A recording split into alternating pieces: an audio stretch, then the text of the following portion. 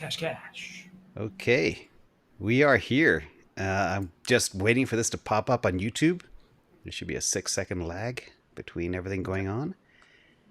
And we should be live. Happy Sunday, everybody. We are honored to have DCA on the Invest Answers channel.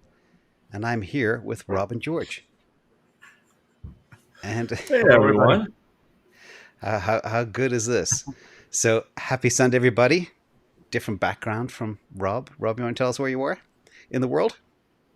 Or is I am in parts. I'm in parts unknown, James. Exactly. And so is George. Unknown. We're all in mystery places. I'm in a spaceship myself.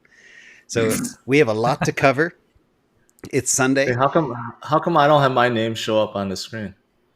It should. I'm just curious. It is now. Okay. I didn't know Richard would be joining us today. The Hex Master. That's right. Hex Master right here. Awesome. All right. So first of all, thank you guys for being here. I've got kind of a couple of different screens running. You guys should be able to see in the top right-hand corner. Cryptos Are Us is George's channel. We have maybe different audiences. And of course, bite-sized digital news asset, the king, Rob from Digital Asset News. So big thank you guys for being here. Let's just jump in and go straight to it. As usual, if you don't already subscribe to these channels, I think a lot of people probably do, but there is more of a heavier European audience with me. Let's talk very quickly about where we are with the actual market today. So as you guys know, we have a lot of red, a little bit of green. This avalanche thing is on fire. I'm just wondering what you guys think about the week so far. Polkadot is down, dark red, ICP, etc., but not much glimmers of hope. But then again, it is September, and there's a lot of stuff on the horizon that we'll talk about in a few minutes as well that could be bringing us down. So what do you guys think of the market today?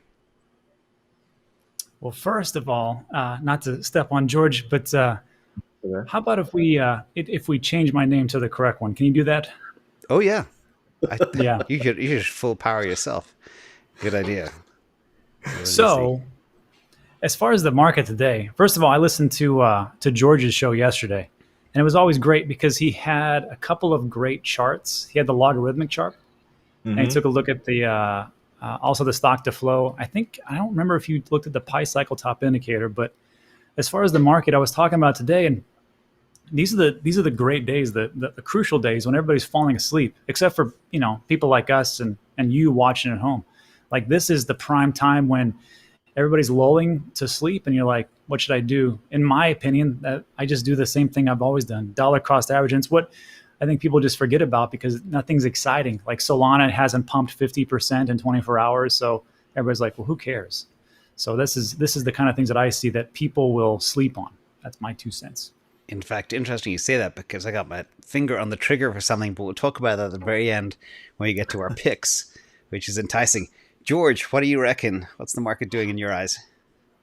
You know what's funny, and I'm not saying this is necessarily a bad thing, but it seems like people are kind of like following the herd at this point. They're looking at the projects that have been doing well or maybe doing well this week, and they're putting more money into it. It's almost like like FOMO, but not to the same extent. But we definitely saw that with Solana. We saw Solana just rise up tremendously until, they had a little hiccup with their network from that bot attack. But we're seeing the same thing now with several other projects like Avalanche, which is following the same footsteps as Solana right now, and also Cosmos. I mean, granted, these are fantastic projects. They're good projects. They're not like shitcoins. They're not unknown projects that came out of nowhere.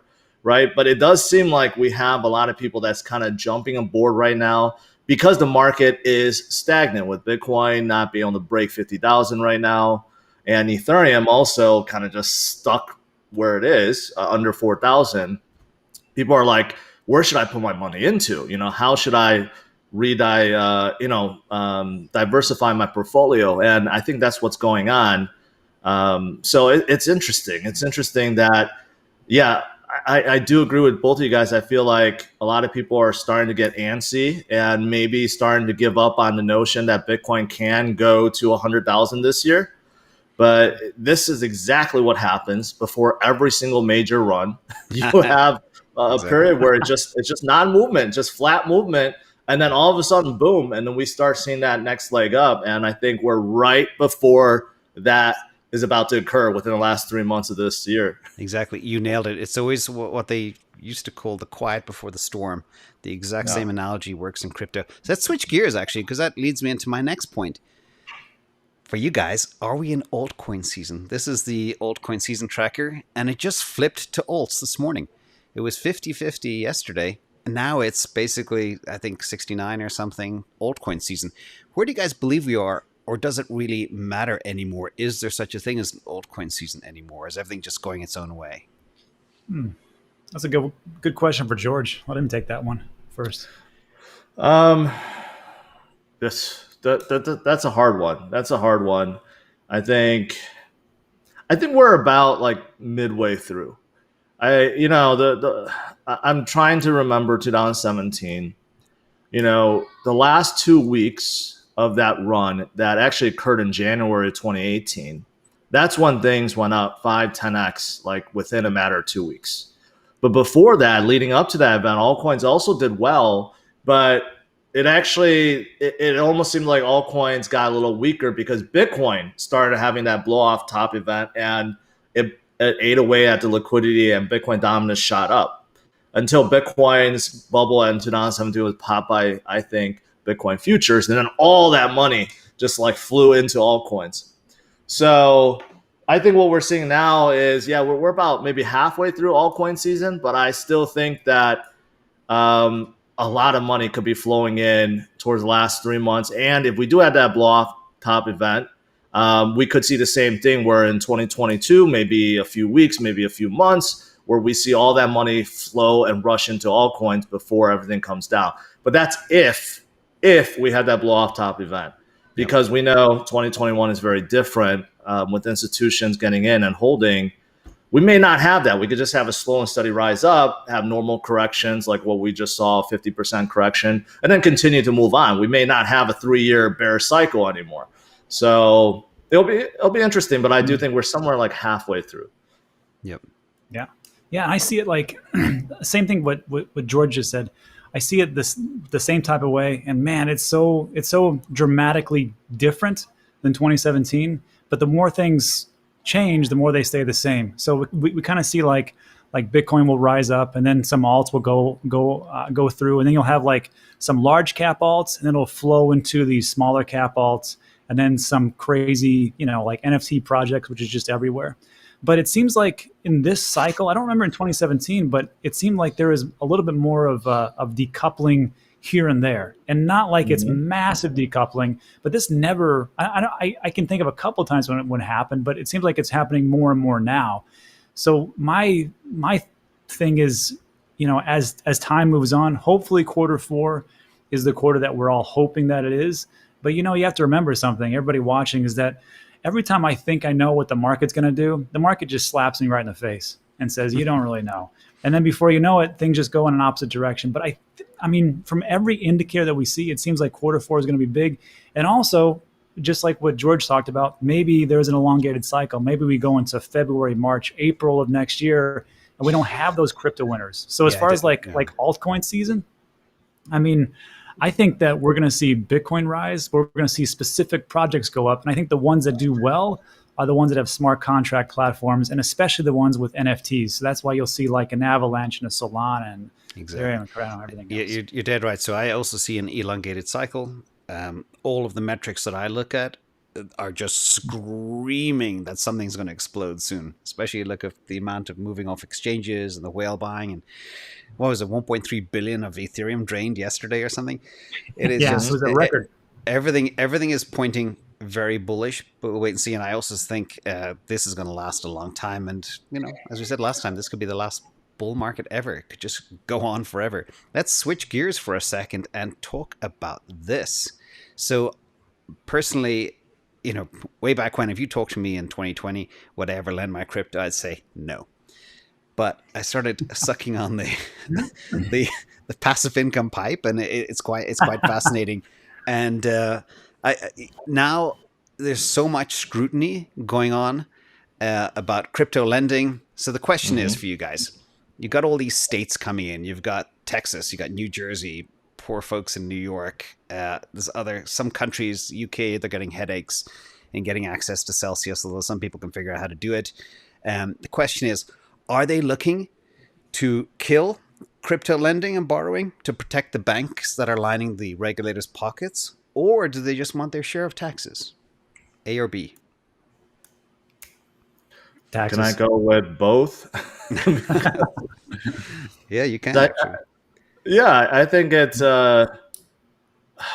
I think yes, they are watching out for the banks because the banks are probably like, "Hey, this is our territory. Okay, we want people to put money into savings and checking accounts so that we can pay them 0.04% interest. And in the meantime, we could do something with that money or go to the Federal Reserve and borrow more money. That's what we want. We don't want people to put that in crypto and gain up to 9% of interest. That's go kill us, right? So I think there's some of that going on. And also I think the states we know are desperate for money. They want to, this is the reason why I don't think the governments, especially like the US, will ever try to kill crypto, because they're more concerned about collecting tax dollars. They want to just basically be able to tax the people that are getting rich. So I think that's what's going on too. I think they're concerned that, with lending, you're getting paid, weekly or a monthly, yield. Are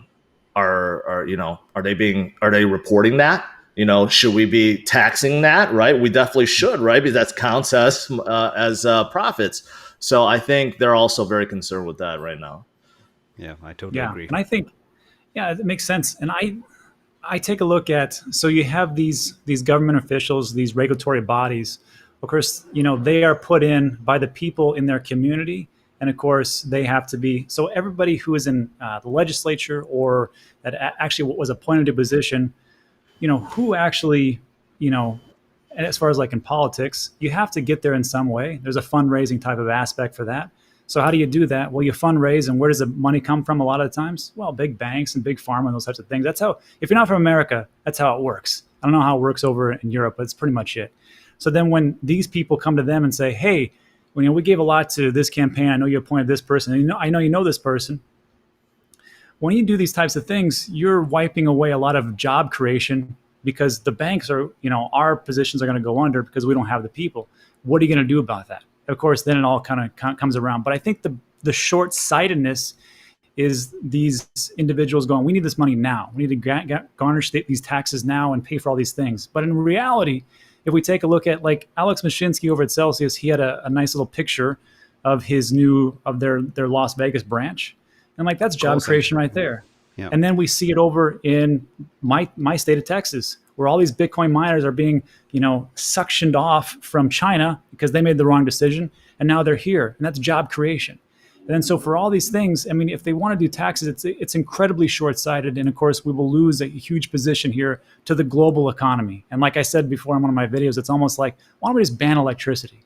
Because, that's essentially what we're saying here, to put it that way. So yeah, in this regard, I think it's that part, it's the taxes, but I think if they just look out to a longer view, they'd see that the better way is to go this way. But who knows if they'll do it.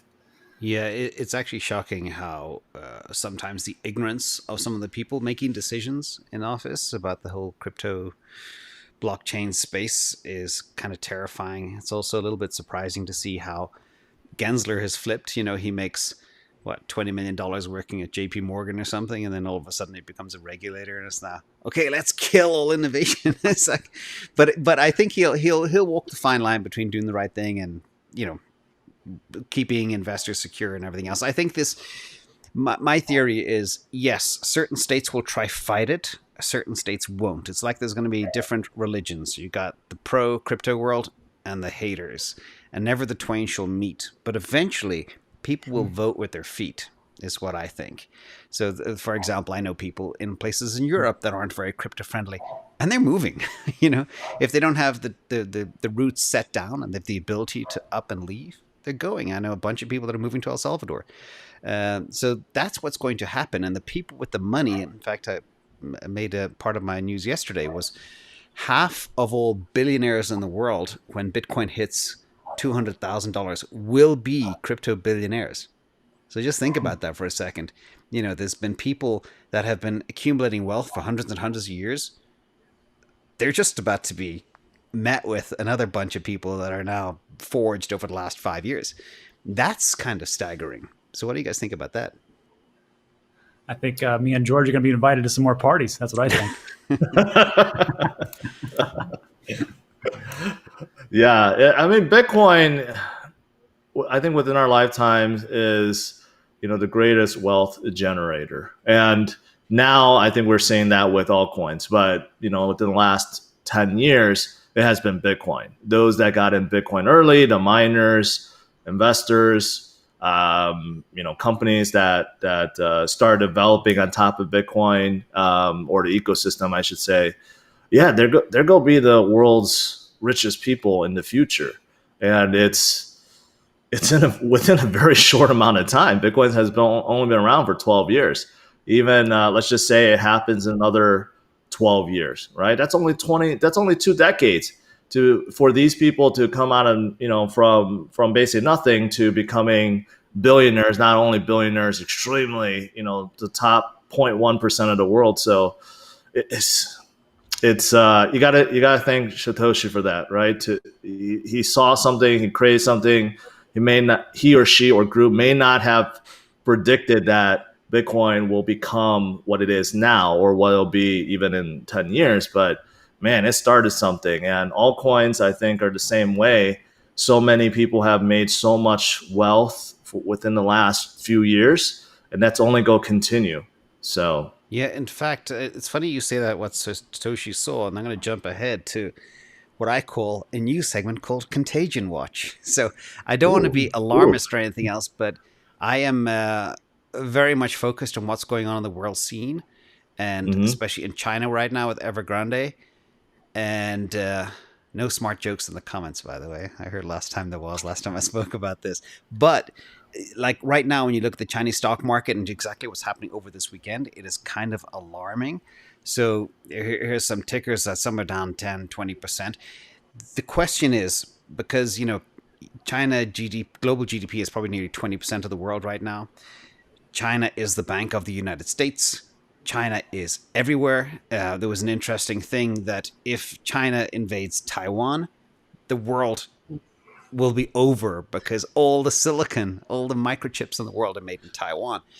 And that's just game. Nobody else is prepared for this. Nobody sees how the pieces on the board are going to float around. So what do you guys think about the fact that, I know most people here are invested in crypto, but there's a lot of people also big portfolios in pension plans and stocks and equities and everything else. I believe there's a 60% chance this is going to hit the Western markets, both on the equity side, and probably a 40% chance it's going to impact Bitcoin, and some of the other cryptos. But I also do believe that people are looking for a new flight to safety. And one of my theses is, over the last couple of months, Bitcoin is becoming that. People are beginning to see, oh wow, stock market's at an all-time high. It's shaky. Real estate, I can't buy it. It's just cash only, and it's going up by 18% every quarter or something crazy like that. Should I invest in the Chinese market? Nope, they shut down. Where do I put my money?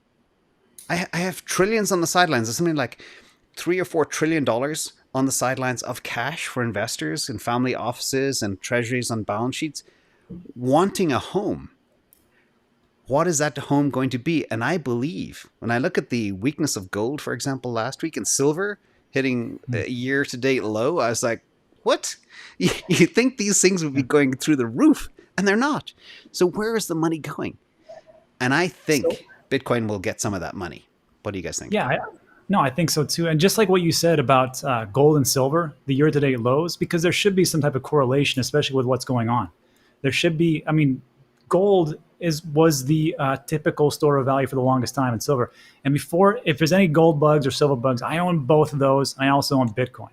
And I just don't understand, if you're talking about you want to hedge your bet, why don't you hedge your bet for hedging your bet and get into Bitcoin? I don't understand why you wouldn't do that. So I was expecting gold and silver to go up a little bit. It did not. And then we see what's going on in not just in the equities market, but in China. We talked about this, James, about the real estate collapsing in China. There's especially the commercial side. So if we saw what happened in 2008 when our real estate market collapsed, what happened? Well, globally, everything took a huge dump. And now we see it over on China, and how much is their GDP? How much of their economy is part of the world economy? So if that dumps, and then of course their stocks dump, now we have a big global problem, and now it kind of reaches over here. So this does concern me, and I'm not sure if stocks go first and everything starts to collapse. I think it will also hurt the market, because there's only one market that's open 24/7, 365, and that's right here. Yep. So that's a concern to me. It's so funny because I was giggling. It was a few months ago, and there was a huge news release over the weekend. And you have exposure, for example, to Bitcoin proxies, and I think it was a Bitcoin huge dip, lost $8,000 or $10,000 in a few hours, and it happened on a Friday night or Saturday morning, and I was just thinking, and then the opposite was the case when it shot up 8 or 10,000 during times when the markets are closed. And when you own things like Bitcoin proxies, like MicroStrategy, you just got to sit there with your arms folded and wait for sometimes 48 hours before you can do anything. And that is just ridiculous. Like if you were an alien looking down at this and you say, what are these people thinking? Why aren't the stock markets open all the time? It's like the banks, 9 to 5, closed at the weekends. What is this about? It's so arcane. Something's got to give. Something's got to change in a big way. So that's just my take. Let's talk about one more thing, and then we're going to open up to Q&A. But there's been a huge... James, can I just share like 5 seconds on Evergrande? Please do. No, take more. Here's the thing. China's stock market, we know, is manipulated, very manipulated. You thought U.S.'s market was manipulated. China's a lot more. And plus, almost every single company, every single ticker that you're showing, it's all state-run. So here's the thing with Evergrande. From what I know, they have $300 billion worth of debt that they can't pay, right? So people are afraid that they're going to go belly up, and it's going to cause a housing market in China, and it's going to spread. Here's the thing, okay? $300 billion is nothing to China. Nothing. They could hit a button and print $300 billion like in an instant. Yeah. And the way even the Federal Reserve is doing it in the U.S., it's the same thing. Hey, we just printed $4 trillion. If we have to print another $300 billion, that's nothing. No one's even going to notice that. So I think for me, it's a non-concern, because China is not stupid. They saw what happened in 2008 in the U.S., and we're coming off of a pandemic, so things are weak already. Yep. They're going to bail them out. They're not going to let them collapse. Something's going to happen, and they're going to make sure that it just goes away. And ultimately, it's $300 billion, not $300 trillion. That may be a different story. Yeah. But that's why I think, that I don't think it's as big as a story as some people are making it out to be. And plus, one really quick, you're talking about gold and silver not going up. Well, it's obvious, because people are saying, well, you have all this money being printed, right? So why should we buy something that doesn't go up, basically, right? People are now just putting their money, because they have excess amount of money, and they're like, what should I put it into? Should I put it into something that's just not going to go up, and something that hasn't gone up in the last 10, 12 years, right? Or do I put it into something that is going up, like Bitcoin? That's why MicroStrategy and Michael has come out and said, hey, since MicroStrategy bought Bitcoin is up like 300%, and gold is down like 10%, right? So I made the right move by not buying gold. So I think that's the reason. Well, you and I actually, George, disagree on China. So listen to this theory. I have a theory: the Chinese government is trying to bring everything in-house. They're trying to create a complete country that is a combination of everything, completely centrally run by the government. And I think they'll let Evergrande die on the vine. so they can take over the assets real cheap and then sell them as their own. And they want people to learn, hey, investors, do not invest in these types of companies, etc., so they can control them. That's my theory. Now, they did print out another 14 billion on Friday, just like you said. They can press a button. They can probably press another one tomorrow and whatever, as much as they want, and that's what they do. But nobody, nobody really knows. So it'll be an interesting case to watch. But what is very interesting, the reason I mentioned the Contagion is because it's such a huge knock-on effect. Like, you just look at the financing costs for all these other companies that hold bonds. They have all gone up 14, 16% on average now. So the cost of borrowing money is extremely high. And the average leverage per Chinese company is about 140% of their market cap. So it's debt-ridden to the hilt, which I think is kind of fascinating. So enough on Evergrande. Fingers crossed it doesn't hit too much. But as we say that right now, the market is taking a little bit of a dip. But final thing before we jump into some of the questions from the audience as well. And a big thank you to the moderators out there and K8 as well for managing all the questions and the super chats. We're going to get to those. But Bitcoin for real estate. This is the other thing that's really happening right now is for the first time ever, landlords want to be paid in Bitcoin. People want to sell their house for Bitcoin. Shopping centers and commercial real estate's being sold now for crypto. You've got luxury villas in northern Italy that are being sold for crypto, both Ethereum and Bitcoin. You've got even people like Raoul Pal, who built a new office space, paid his architects and for the land with Ethereum. What do you guys think about crypto and real estate? Would you buy a house with your crypto, or would you get rent in a crypto form? George, that's all you. I would love it. I would love it. I was, I was down in Texas recently for this Toyota event, and I had some time on my hands, so I was shopping around. It was in a very nice area where a lot of high-end stores, not real estate, but just high-end, purse stores and watches and all this stuff. And every place I went to, I asked if they took Bitcoin. Now, the watch store I went into said, yeah, we're thinking about it, but they didn't have it set up yet. And some of the other stores there, they said the same thing. It's like, we're thinking about it, but not there yet. So I definitely think this is the direction that the whole market is moving towards. Retail stores, shopping centers, real estate. Everyone wants to basically, it's just another form of payment. Okay. And because they know a lot of people made a lot of money, why would you not accept that as a form of payment? So for me, I'm excited about it. For my next house, I would love to pay in Bitcoin. And,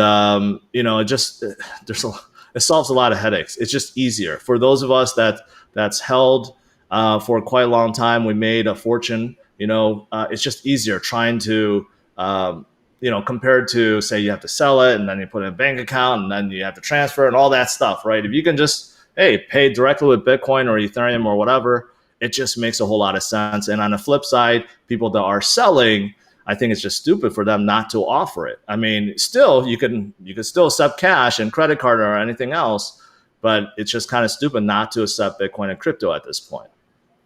So awesome. No, it's right. It's exactly right. And then the thing is like, for every credit card transaction, every debit card transaction, you have a transaction fee for all these different places. So if you put that and just say, well, I can eliminate that and I can just take cryptocurrency. And I think it'll work out pretty well. The question that I have is how does that, and this is the complex part, I think, a little more complex. How does that work with capital gains and taxes? Because there's no transaction fees per se, unless you're accepting Ethereum and then you take Ethereum and then put it into US dollars. But let's say that George buys a watch, real nice watch, 1 Bitcoin, right?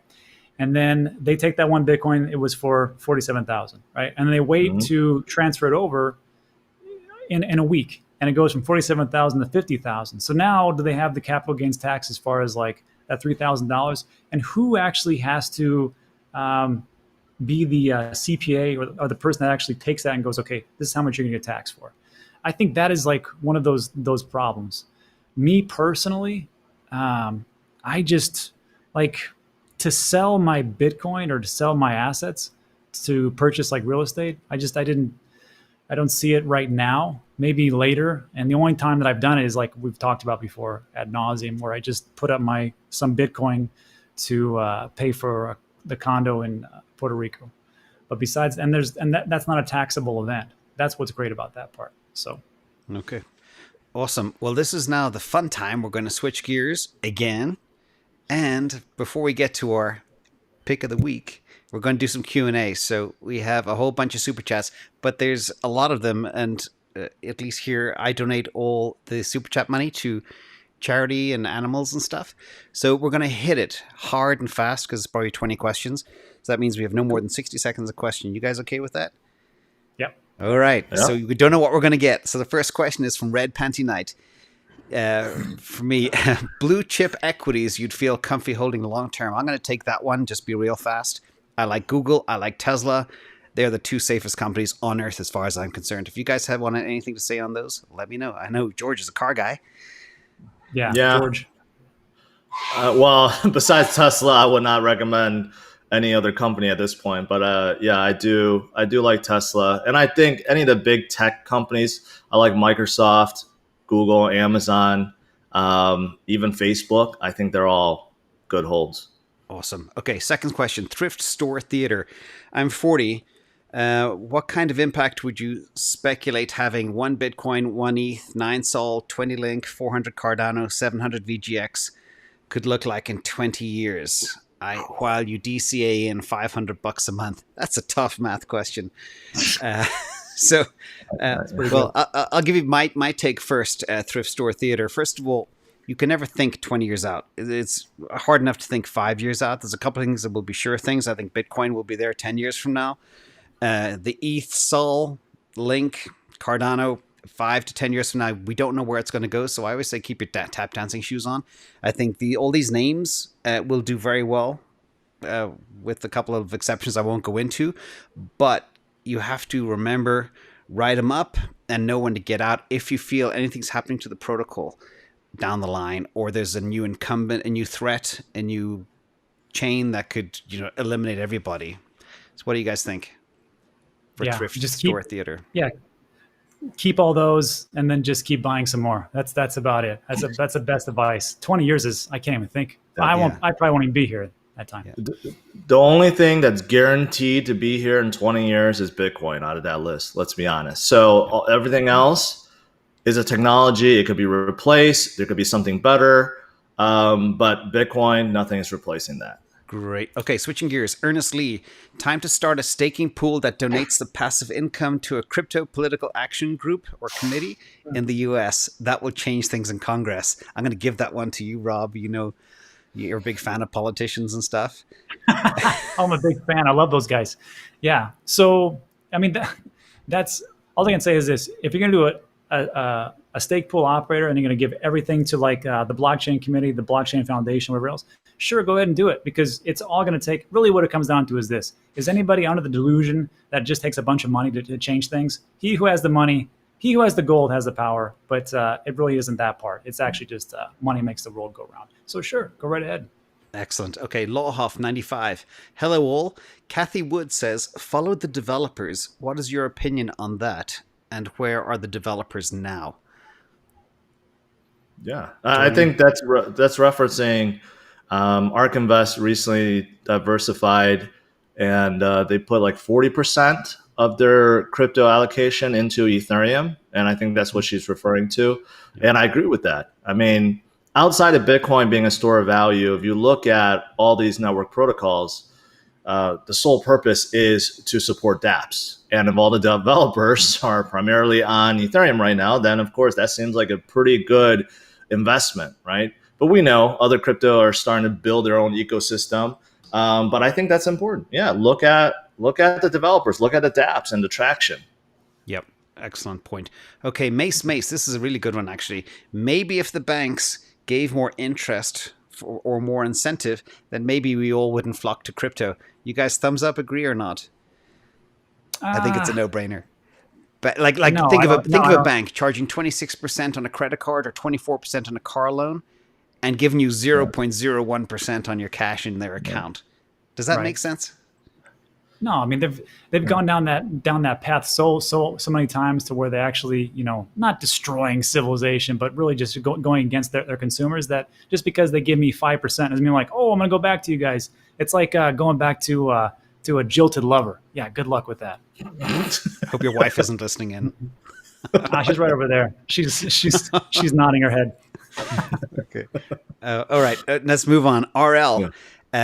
This is, I have no Avalanche exposure, not wanting to FOMO in, but with the price keep going up, what is the best good buy-in price for Avalanche? So I'll do my take first on Avalanche. I actually sold it at 48 because my price prediction model said 51 end of this bull cycle and going down afterwards. The inflation on Avalanche is insane. The tokenomics are poor. I know they're doing a burn program. I know they raised $230 million. It's a great protocol, but I got out because I don't like the tokenomics, and I think it's a little bit overpriced right now at this level. What do you guys say? Going to 100? And would you buy in now? I think you're discounting FOMO and this herd mentality that I talked about at the beginning. I mean, I don't think the token economics is as bad as you're saying, James. I mean, there's a set supply. Out of the circulating, yes, there's more being released, but they have token burning, and plus, keep in mind as the DeFi ecosystem grows, TVL grows, it also locks in a lot of the tokens too, kind of like with Ethereum. So I don't think it's as bad as you're painting it. But with that said, it has run up quite a bit, and just like when Solana was running up, I'm like, just wait. There's going to be a period where it just cools off and goes steady, and that's when you buy in, right? That's how you get in. But I do believe it's going to continue to go higher. Yep. Yeah, it's one of the big ones. Why not invest in there for? I guess the question is like, are you talking about long term? Or are you talking about just like the short term bull run? Because if it's just bull run, just like George said, herd mentality, all these platforms are going to go up. Look at DeFi, look at NFTs and everything else. So sure. Excellent. Okay, Raj Caesar. I love all three. So you got love from India. We've got a lot of Indian followers here. So really, really cool, smart people. And I'm a big Matic fan, and that protocol comes in there. Got a quarter of a Bitcoin, 1.35 ETH, 13 Sol, and some other alts. For expenses in cashing out of Bitcoin, or should do the trick, as I don't want to miss out on gains in Q4. No, I don't. I personally would say don't cash out of Bitcoin. I would, try borrow from somebody, but you don't want to miss. And I don't want to give financial advice, as Rob would say, investment opinion, but I think the next 3 months are going to be bonkers. It would be a shame to sell for expenses. Just try, I won't say borrow to speculate, but try cut back your costs and let your crypto run as much as possible. I definitely wouldn't sell half your Bitcoin bag right now. What do you guys think for our friend Raj in India? I will just say this, like we're looking for houses here in Puerto Rico. And right now, because the housing market is so high, for me to get into a house, it's gonna have to be straight cash if I want to get in there pretty quickly. To do that, what I'm gonna have to do, I have to do one of two things. I have to sell crypto or borrow against crypto. And that's a lot of borrowing. But in all honesty, if everything goes like we think in quarter four, maybe Q1 2022, we're actually just thinking about just Airbnb out the next quarter and just waiting for the gains to come in and then move in that direction. Because right now, I wouldn't risk it. That's all. Yeah. I just want to throw this out there. If the person asking the question, if he means like, hey, I have to pay my credit card bills or pay whatever, right? Maybe he did invest more than what he's willing to, or what he could afford to lose, I should say. Then I would say yes, you should sell, and because you may be setting yourself up and you're digging a deeper hole. I mean, as much as we all think that Bitcoin and everything is going to go up tremendously in the next 3 months, what if there's some whale activity and it extends it and it drives it down, right? So if you're investing more than what you can afford to lose already, then yes, you should take some profits and pay off those debts. But if you're playing with money that you can afford to lose, right, as an investment, and it doesn't hurt your day-to-day, then I do agree with you, James. Hold on Excellent. For the next 3 months and see what happens. Excellent. And a couple of big thank yous and shout outs from Jeff Hammerberg. Finally, a Sunday service I'm not nodding off to. Shelly H, Kristen, Oscar Mike, Thomas Lean, VB, Bombiggy. Bombiggy says my three favorite guys: intelligence, fundamental, And that's it.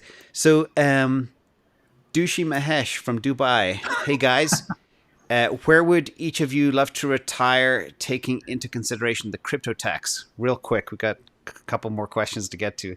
Where would you guys like to retire, considering crypto taxes? George, what do you got? I don't know. Besides Puerto Rico, I don't know where else to go that's crypto friendly. Well, besides El Salvador, but I mean, I'm still looking to stay within the U.S. and not looking to move anywhere else. Yeah, Portugal, St. Croix, Puerto Rico, not too bad. But really, it comes down to, like, remember, if you're gonna get up and move, I mean, do you want to put your family through that and everything else, and do you want to give up all friends, family, and everything around you just to move to save 20%, 25%? Sometimes there's trade-offs, and sometimes there's other things you can take a look at. Talk to your tax professional and lawyer. Good. Ian Mapes, a real quick one here. This is a long question, so we've got to keep it real tight. I know you guys have somewhat conflicting views on profit taking when we are near the top. Can you each speak on your plan and thesis? Well, what's your take, James? First, let me hear it. Well, I have it's a function of different things.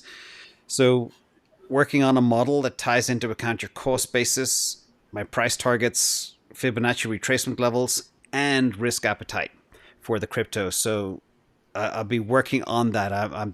It's not ready yet because I don't think we're near the top yet, but will start shedding the higher risk assets early and hold on to the blue chips as long as I can, and maybe forever. Like, I don't see myself selling Bitcoin ever. I'll hedge it. Solana might be in that category, and Ethereum, I'm kind of torn. There's so much goodness with Ethereum, but there's a couple of things nagging at me as well. So I'm torn on that. I might sell a little bit of Ethereum, but not all. So that's my take. For me, it's hard to say. I think I still have to see what happens in the next 3 months. But right now, I do plan on taking 10% off the top when Bitcoin hits a new high. So I think after we hit 64,000 and we go beyond 70,000, 75, whatever we may hit, I plan on taking 10% off just to have some cash on the side and set a schedule for myself, maybe every 10,000 Bitcoin or 15,000 Bitcoin, do the same. And I do plan on holding a vast majority of what I have, but I want to make sure I have enough cash on the side in case a correction comes and I'll be able to use that to buy the dip. Yeah, I mean, perfect answers. And then we've all went through 2017 with the crypto winter. Remember that? How much that sucked? Everything went all the way up and then all the way down. And I saw 85% of gains just gone in like 3 weeks. So what I've been doing is just, of course, we dollar cost average in. I try to dollar cost average out. So along the way, even for my price prediction on January 7th, I've already taken some profits on different things because it went up magnificently. Some of these things, like Theta, hit a price target I didn't think was going to actually happen. Solana's already hit the price target for the year, so I've actually taken some profits, and then as it's gone down. But one thing has changed, though, moving forward. Couple of things, which is staking, because I mean, staking kind of changes the whole game in some ways. So, like on these different types of platforms, like an Avalanche, like a Solana, like a Cardano, ETH 2.0, I don't really feel like I want to block it up for a year or how long it's going to take for ETH 2.0 to come out. But that's going to change some things, and I'll put it out later. And the other thing is how everything's been extended. So just like George said, and just like James kind of alluded to, it's always a good idea to take a little profits, which is what I'm doing along the way. So I'm actually able to buy the dips or hold it back for other things like properties. So that's what I'm doing. Awesome. A quick question from Joshua Longstray. Rob likes Voyager, VGX. James thinks it has bad tokenomics. I never spoke about Voyager tokenomics. I spoke about other things, and I prefer other what I call utility tokens like FTT, like SAL. They rank a little bit better for me in my mind. The tokenomics is not bad because it's fully issued. So that's my take. The question is, Rob, would you invest in Voyager for 10 years straight and hold it straight? The Voyager, the stock, or the Voyager, the token? Voyager token, VGX. Oh, for 10 years. So here's the thing, like FTX, the one that Sam Bankman-Fried, that's going to go far. And it's for, like, to me, it always seems like it's kind of like built for a guy like James, who likes to do options and puts and all the different fancy stuff. And I kind of feel like Voyager is kind of built for like the everyday person because it's just so brain dead easy to use. Even my mom actually can get into it and actually do it. So for 10 years, as long, I can't say that, yes, 10 years and all of it. Really it comes down to what are they doing? How are they progressing? Are they doing acquisitions? And are they doing the things that they said that they would do? Have they gone into New York? Have they gone into Canada? Have they gone into EU? Have they upgraded their loyalty program from 1.0 to 2.0? And have these, has everything kind of actually grown? If it hasn't, then I'm out. Because when things change, I change. But for right now, I see them doing the things that they said they were going to do, so I'm going to stick with them. Awesome. Okay, we're going to pick up the pace and go a little bit faster here because I want to make sure we get to everybody's questions.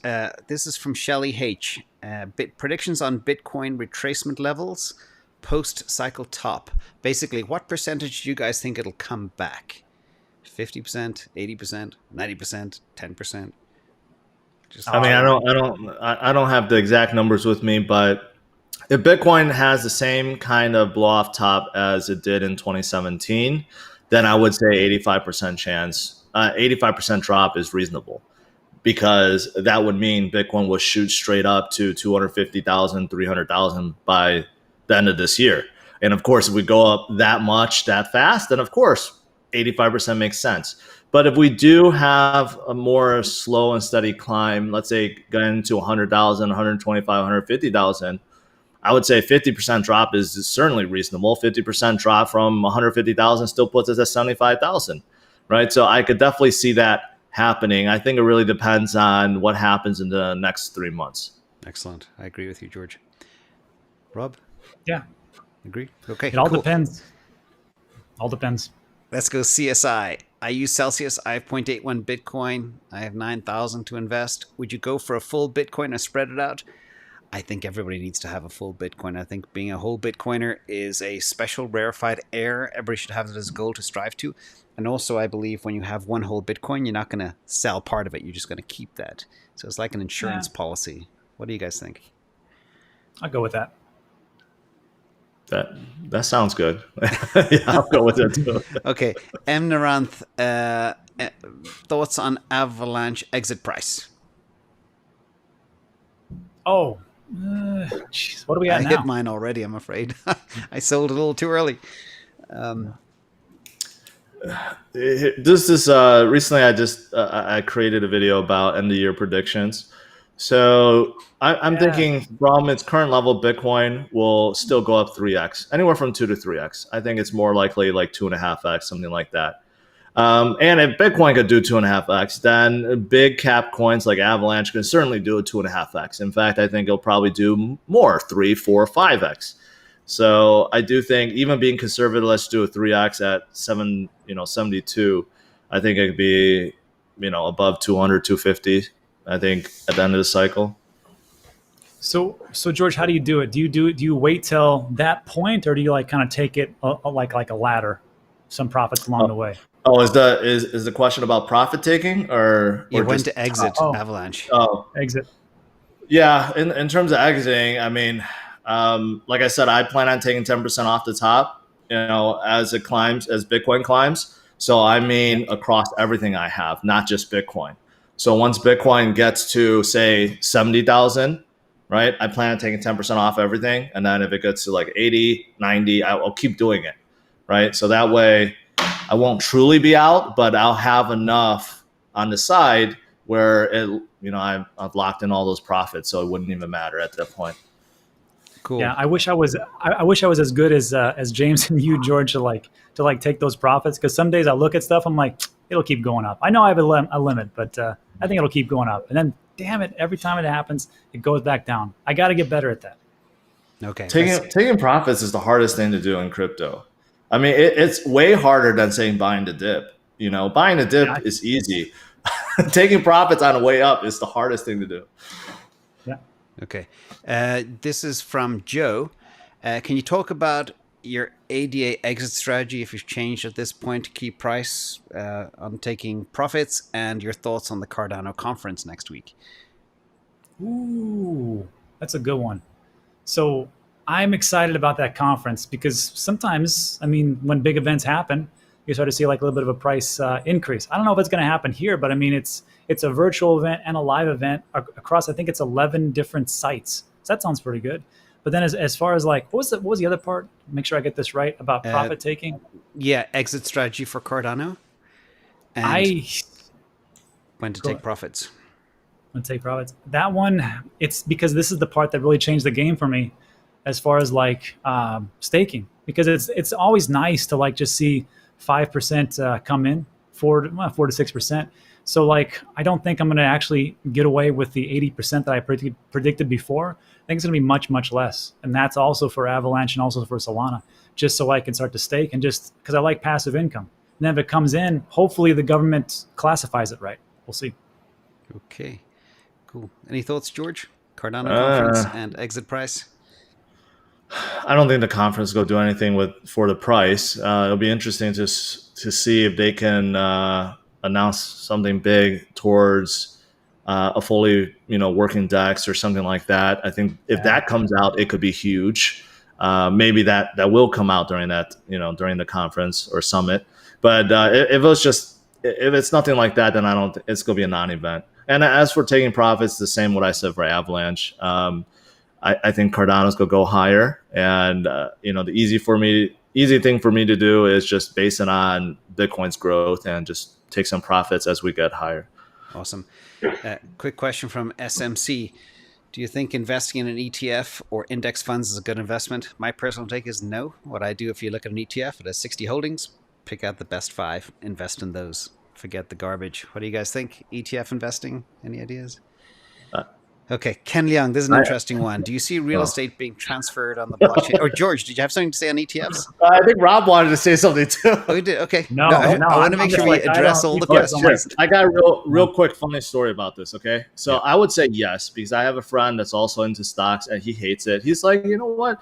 Just invest in and I'm talking about like a QLD, which is like a 2x technology ETF. Right. So if you look at something like Facebook or Microsoft, they had tremendous growth last year. They went up about 35, 40%. But if you look at something like a QLD, they went up 70, 80%. So it literally went up twice as fast as they did. So in that case, yes, why not? If you don't know what you're doing, you don't know how to pick out the right winners, right? Go with something that is, that's kind of like the broad field, but pick by the winners, and if it does have a 2x exposure like that, then it works.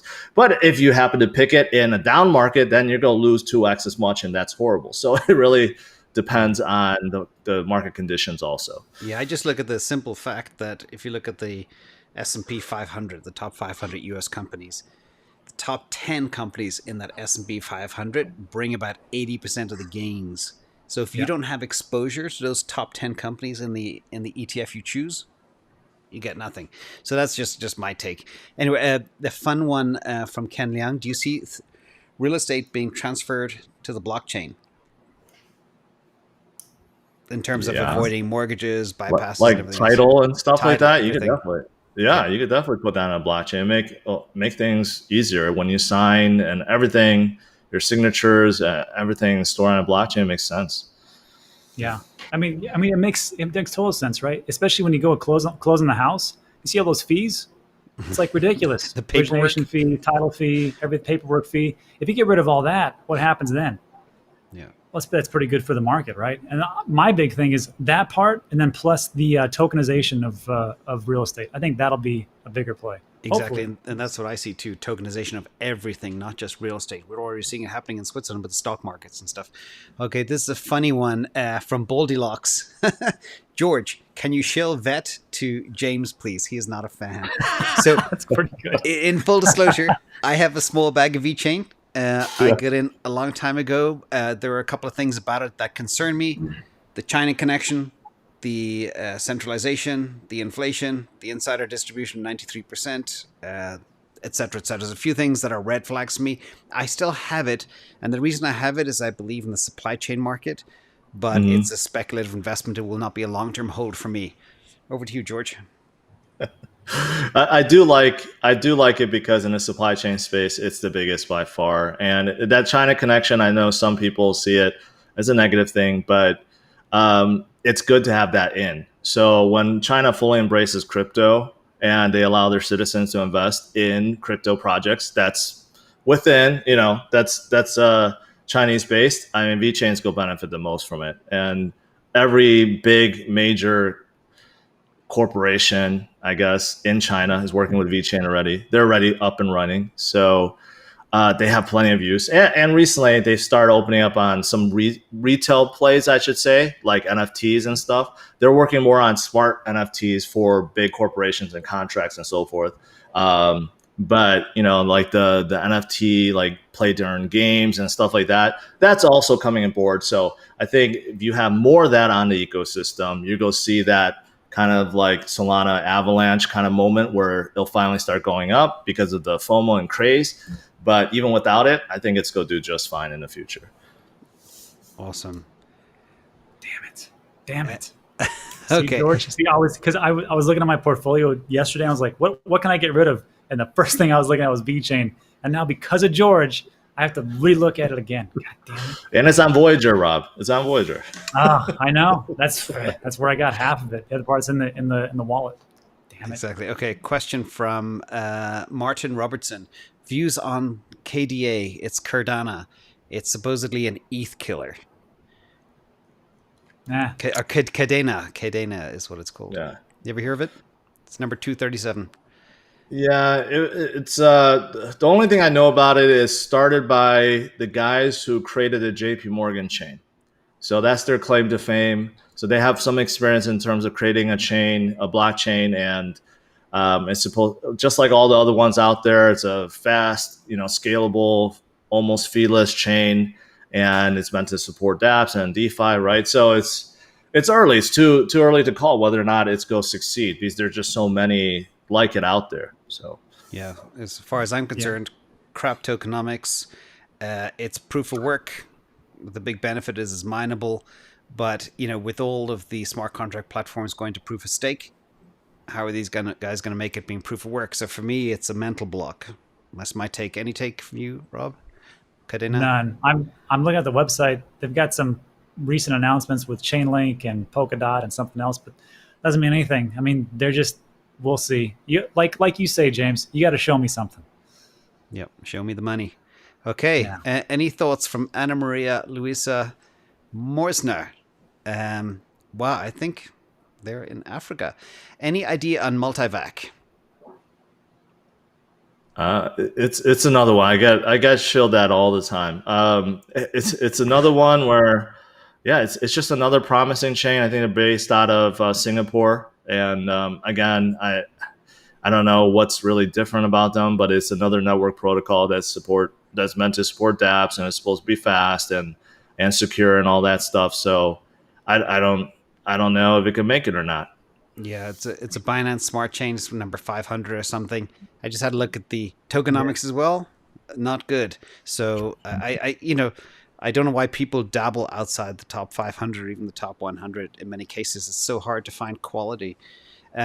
So let me see. Final question. Sorry about all this. Any opinion, this is from FirmBiz000, any opinion on the future of Airweave as it pertains to the permanent storage for NFTs and possibly being adopted by other smart contract protocols? Appreciate what all three of you do. Airweave. I'll speak. Airweave is actually one of the ones that I actually invested in 2017. I actually participated in their ICO. And, they were dead for so long. After 2018 fallout, they were dead for so long until like I think it ended 2020 or 2021, they started coming up. But yeah, they're promising decentralized storage. They have a lot of dApps that's running on board. You could do a lot with it. They have like a mail client. They have, I believe, a chat client. They have a lot of open source dApps. But the main thing is, they're partnered up with Solana. Solana is utilizing them as a storage backbone. That's the biggest thing that's going to carry them. As Solana gets bigger, all those dApps need to store information. It's going to go on Airweave, so that's going to help them tremendously going forward. Yeah. Is this one kind of like Filecoin? Yeah, where you can actually store things. Sort of. Yeah. And I'm not a storage play guy. I think there's bigger addressable markets to go after. I think there'll be a cutthroat space. So that's why I didn't invest in Airweave. but also the tokenomics are not good. What do you think, Rob? Any idea? I have no opinion on Arweave. Okay, we made it to the end of the questions. Sorry for guys putting you under so much pressure, but we cut off the super chats a long time ago. But a big thank you as well to the donations from Baldylocks, Jeff Green, M. Narath, Dragonfire, Michael John Scott, and Joe Cartapoya. So in the last couple of seconds, this is a favorite time. So I do have one other slide, which you guys may hate or love. So what I tried to do is track where we are with choices, the ticker choice stuff. And do you want to see or no? Or do you want to just make your pick? So, as usual, I track everything. It might be very, very hard to see, but the point is I tried to pick all of the ones that we picked, and it's kind of a weird thing because we do week to week, but if I could, I don't know if I can blow this up. I'm still not versed in exactly how to use these things. Oh, I do know. Here we are. But basically, and I may have missed 1 week. I know we were out for a week. 1 week we spoke about Sol or Cardano, and I think, Rob, you were 50-50. I can't remember what you said, George. Then I did track some of the picks. Obviously, the biggest one was Solana. I'm considered sometimes a Solana fanboy, so I don't even talk about it anymore. But you did get that pick as well, George, and that's kind of where we are. I think you missed one. I think you missed one, James, because I know I won 2 weeks in a row, but I forgot. Besides Solana, which one of the one I picked. Maybe I picked Solana twice. Yeah, it may have been that. I went back and looked at all the videos and tried to pull it out, and I just couldn't find it. But I know I was probably missing one. But anyway, the question for today is, what do you guys pick now, going forward? Because there could be some shopping opportunities now. The market's kind of teetering a little bit. There's so many that has been stagnant. Like, again, I'm not gonna pick Solana this week, but it's about to turn. Same thing with, I think, Cardano, Ethereum, a lot of these, and even Terra, my last week's pick. They've just been kind of just hovering for a long time. So it's just a matter of time they get their mojo back. Yep. So I don't know. I'm gonna ride Cosmos. I'll go with Cosmos. That's already had quite a move, hasn't it? Yeah. Okay. I'm gonna go with Algorand. See how that one works out. I nearly picked that a few weeks ago. That's good. And I'm going to pick one that I've been wanting to buy for a long time, and I missed the boat. But I'm going to snag a little bit of one called Elrond. It's at $230 right now, and it has this very strong support line at 230, and I like the chart. However, it has ridden up a lot. The problem is it's so dangerous picking anything now because everything's been on fire the last 3 months. Yeah. Or especially the last, I don't know, since early August, middle of August timeframe. I think Elrond was at $83 at the 1st of August, and now it's $230. So we'll see. But that's kind of my pick. So we're all in good quality names. Let me see. I'll go and Eagle. Okay, cool. Well, any final thoughts, you guys? The week ahead. What do you guys see happening? Flat, up, or down? Overall crypto market. This week will be interesting. So this is expirations week. Futures and options, big contracts coming Friday. So I don't know. It could be explosive. I think it'll be explosive one way or another, but it doesn't necessarily mean it has to be bad. But I think we're going to see some volatility this week. Yeah, I see it as a down. I see it as a down week, especially with what all the different FUD and things that are going on as far as regulation around the place. Celsius with that cease and desist, and I'm expecting the other ones to follow. Yeah, I think my take is I think there's going to be some fallout from Evergrande. Hate to mention it again, but I think that's going to ripple through the markets, make everybody very nervous, and I think that could bring the crypto down a bit. But I think that could bring about some very good buying opportunities as well for people that are trying to get to that whole coin status. We might see Bitcoin at 43 again with a big downwick. We don't know. We might see Ethereum at 3,000. We might see Solana hitting that 136 level again for like the third time. So a lot of good names. But fingers on the triggers, everybody. Not financial advice, but volatility is our friend in this market. Any final thoughts, guys? And happy Sunday. No. And thanks everybody in the That's audience it. for being here too. It's so good. We're trying out this new format. So hope you guys like it. Drop a comment below. And by the way, the link again for Digital Asset News and Cryptos R Us is in the description below. First thing. Somebody said the links don't work. I tested them live. They do work. Anyway, these guys aren't hard to find. just Google Dan or Cruss. You'll find these guys. Okay? All right. Thanks everybody. Happy All Sunday. right. See you soon. Bye, guys. Bye. Bye.